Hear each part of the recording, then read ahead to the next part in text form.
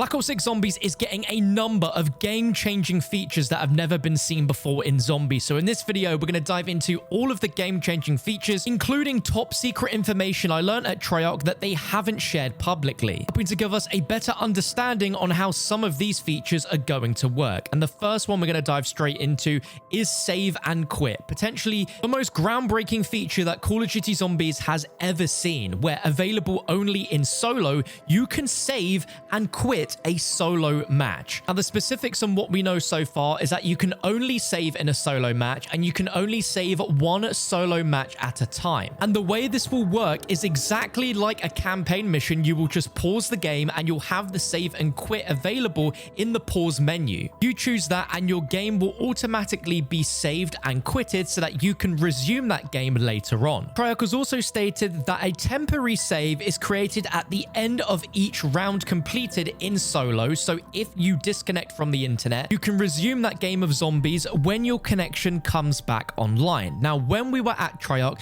they stated that things like your Easter egg quest status, your pack-a-punch level, your armor will be part of the specifics that will be saved and resumed when you load up that save file. However, when we were at Treyarch, we had a Q&A session and there were some great questions asked about the save and quit, including if there were any worries about people potentially exploiting the save and quit system. And on record, Treyarch said that when they design features like this, they always care about the 0.1% of players that could exploit the system, and they design these features around that 0.1%. They've always considered it in the design of this particular feature that they have safeguards in place with the system so that it can't be exploited. But if you're using save and quit in the way that it is intended, then Treyarch will mark your personal best high round run on that map with a save icon on the leaderboard, so players can see. And when it comes to seeing a high round record, they can see if the player used save and quit or not, which means going into Black Ops 6 Zombies, there might be new categories for Zombie World records where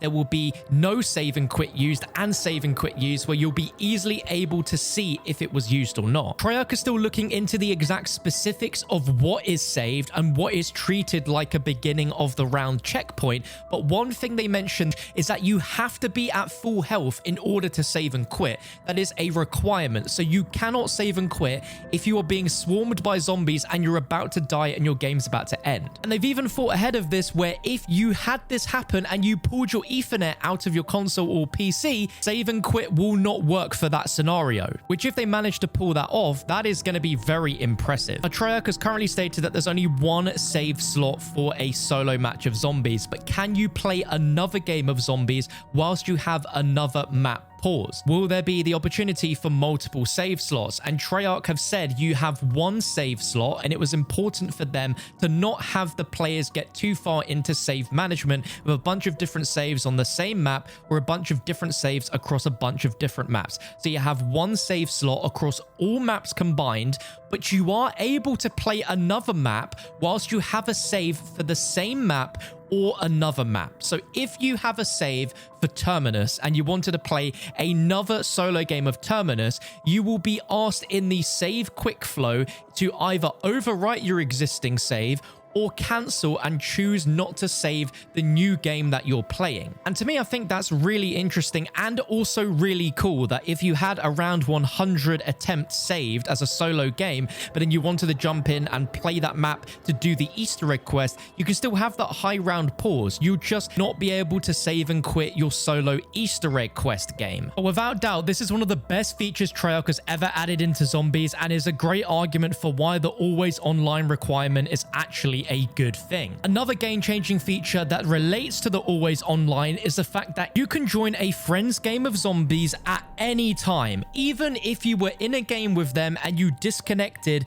on a super high round like round 50, you will be able to rejoin that game. Also, if a friend has been playing for hours and hours way before you got home and were able to get online, you were still able to join in no matter what round they are on. This is just one of the small quality of life features they've added with this year's Zombies to make it as good as possible. And another includes the option to keep playing after the main quest has been completed, as in Cold War Zombies, completing every main quest was an ending to the game where you had an end cutscene, then the game was just over. Finally, in this game, you have the option to keep playing if you want to, which is really good. Let's also dive even further into the GobbleGums system, because of course GobbleGums are returning from Black Ops 3 and Black Ops 6, and Treyarch has reworked this system to simplify it and make it even better than it was in Black Ops 3. So we have the return of the rarities of GobbleGum being rare, epic, legendary, ultra, and whimsical. Confirmed GobbleGums for each type, with rare being shields up, making your armor twice as strong for 3 minutes, and Killjoy spawning in an insta-kill.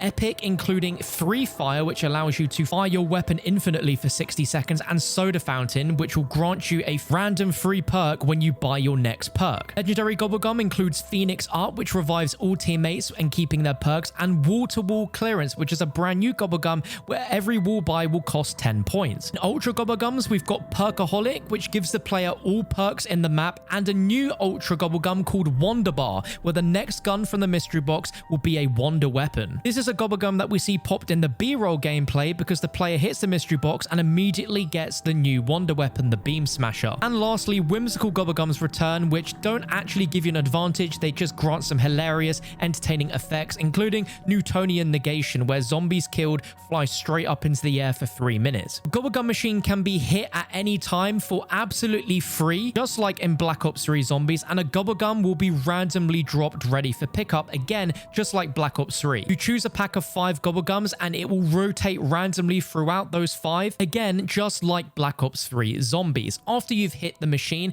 it will then be on a cooldown timer or immediately reset on the next round. Brand new to Black Ops 6 Zombies is you can carry up to 3 GobbleGums at once, and you can use 1, 2, or all 3 of them at once as well. You cannot share or drop GobbleGum in-game, but you can swap to a different GobbleGum pack at any time during the match by using the in-game menu. This is a brand new feature for Black Ops 6 Zombies, and this is going to be absolutely huge for creating packs for different types of gameplay. One specifically to do with perhaps getting points or sharing points, another for perks, and another upgrading wall weapons, mystery box weapons, and everything in between. And unlike Black Ops 3 Zombies, any unused GobbleGums are kept between matches, and you won't lose them if you disconnect from a match. Unlike Black Ops 3 Zombies, there is no currency like Liquid Divinium that you earn to gain GobbleGums. You just earn them simply by playing, and you can expect to earn 1 or more random GobbleGums every few rounds, and you'll know when you've been awarded a new GobbleGum due to a reward sequence at the start of every subsequent round. And on top of there being outro cutscenes for the main Easter egg quest, Treyarch have also added game over outros. So whenever you die out fully,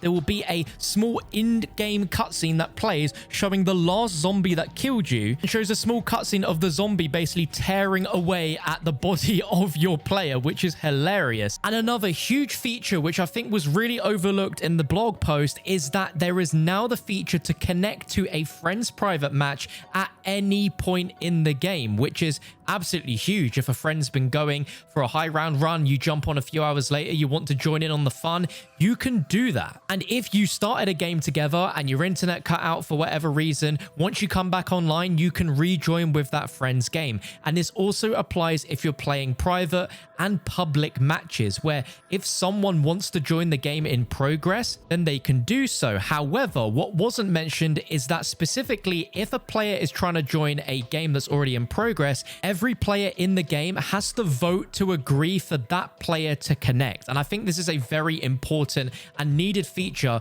because otherwise random people could just join your game at any point without any notice. So that's a very good change. And let's move on to main Easter egg quests, because this game is going to have a main Easter egg quest on Liberty Falls as well as Terminus, and every DLC map of course it's going to have an Easter egg quest. But the big game changer this year is that each Easter egg is going to have its own set of unique map rewards. These are going to be rewards specific to the map, and Treyarch actually showed a image on the presentation we saw, but everything was redacted, so we couldn't see what the actual set of rewards were going to be. But in the last few years with Modern Warfare Zombies, DMZ, already we've seen that there are some rewards tied to completing certain quests. You get like a camo or something like that. And so this is really awesome that Treyarch are finally doing this. They mentioned that if you complete the main quest in the standard mode, you're going to earn a wonder weapon skin for completion. So they sort of worded it as if you wanted to make the ray gun look a little bit different, you'll have the choice to use the skin for the ray gun,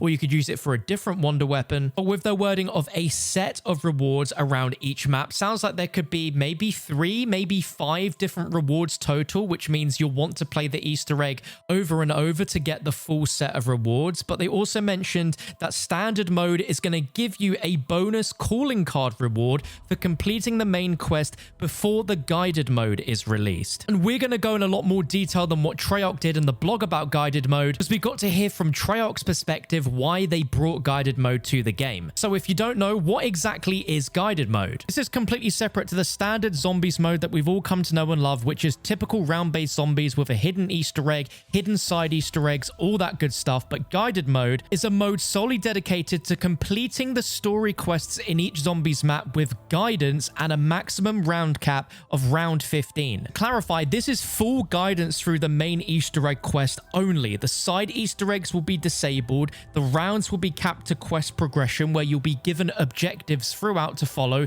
just like how you're given in normal zombies to activate the Pack-a-Punch. And completing the main Easter egg is the only thing that you can do inside of this mode. Now, when I visited Treyarch, we really wanted to get it from their perspective why they created the guided mode, and they say it's like giving the players training wheels. Ultimately, the goal with guided mode is to help everybody. They want to grow audiences when it comes to those playing zombies, as well as those watching and consuming zombies content on YouTube, TikTok, anywhere. So they think this is going to be fantastic for just getting more eyes on zombies, but they want to make sure that they're protecting the sanctity of the hardcore fans with the original standard mode. So they've mentioned that they're delaying the release. They're also rewarding us in ways that they've never before. Where completing the main quest on the standard mode will get you a unique set of exclusive Easter egg rewards that will be entirely separate from guided mode and will sort of act as like bragging rights that you didn't use the guided mode, you're able to solve it for yourself, complete it without any help. Earlier, when we were presented the game, Kevin Drew hinted that the number of people that have completed a main quest, much less know that there is a story in zombies, is way smaller than what they would like it to be.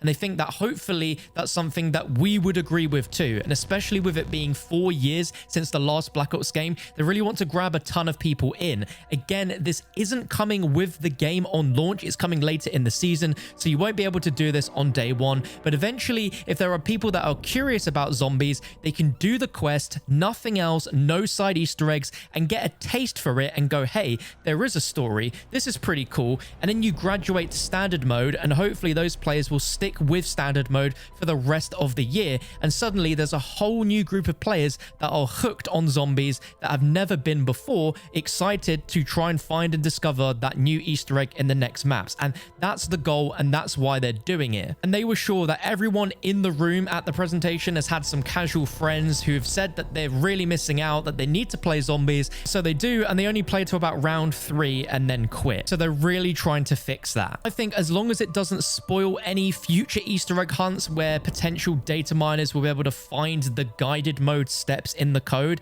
then I think this is absolutely the best of both worlds for all of us, both as hardcore fans and those that may not be as hardcore but are interested in trying an Easter egg. I'd love to know your thoughts about that and all of the other game-changing features coming to zombies in the comments section below. I will have a ton more Black Ops 6 zombies coverage going up on the channel almost daily from now until the release in October. So if you want to watch my first impressions on Black Ops 6 zombies from the one game I played, you can check that out on your screen right now. But if you want a full breakdown of all the gameplay details, if you haven't seen that already, then that will also be on your screen. And be sure to subscribe.